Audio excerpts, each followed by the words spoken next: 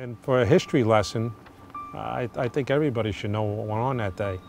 The only difference is there's 1,000 stories.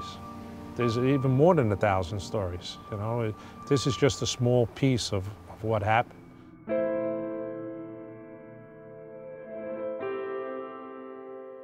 There's just too many guys. This guy was one of my best friends. John Bergen, Eric Olson. I could go on and on.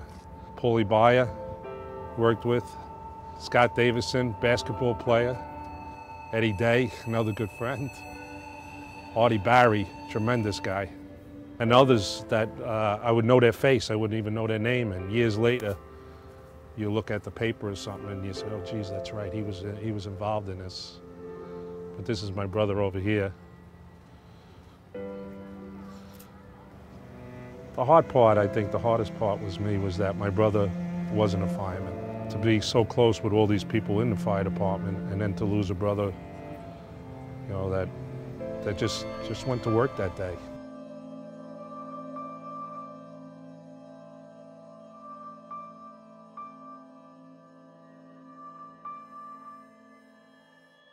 So on September 11th, the morning of September 11th, I got up for work.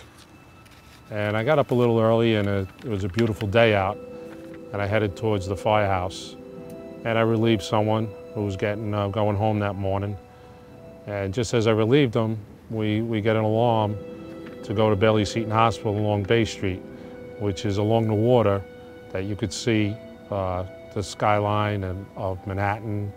And as we were going down, someone noticed that the World Trade Center, he said that the roof was on fire. And I leaned out the window and I said, that's not the roof. I said, that looks like it's 20 floors of fire.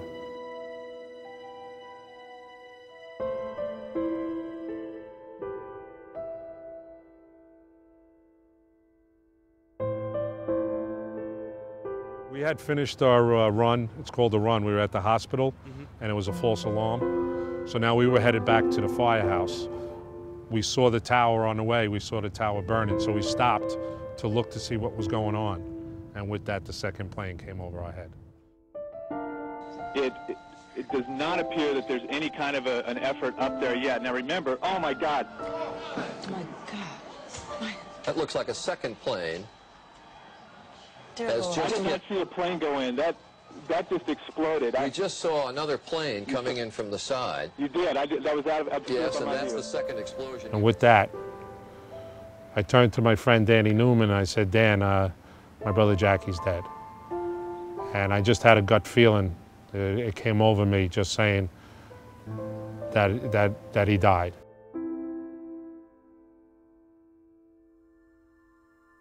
That's when I think everybody's face just went blank. When I said that, I felt that my brother was dead. I think everybody just was thinking their own thoughts of possibly knowing someone in that building or something.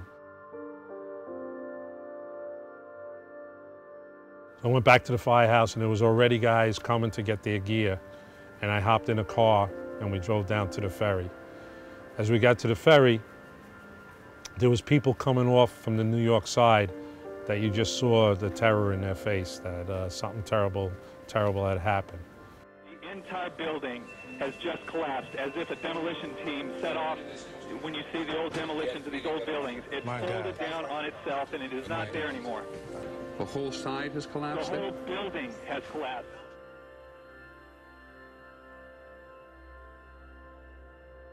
You felt an emptiness when that went down, and the second one went down, you felt more emptiness. You just knew there was going to be so many people dead and injured.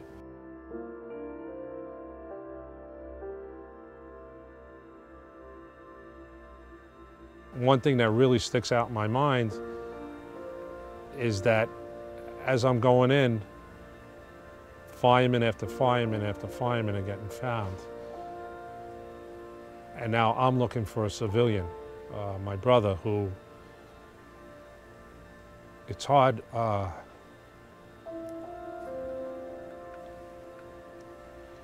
to decipher between it, because I lost so many fireman friends too.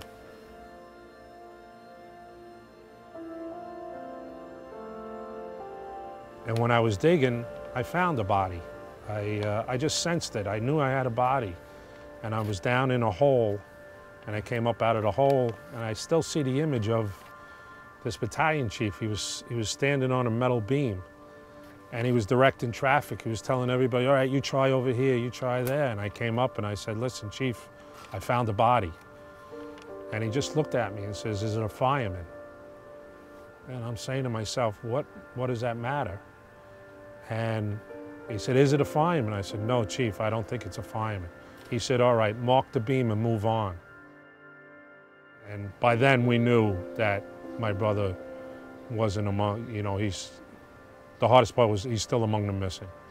We couldn't find anything. I tried my hardest, and I know everyone I worked with tried their hardest too.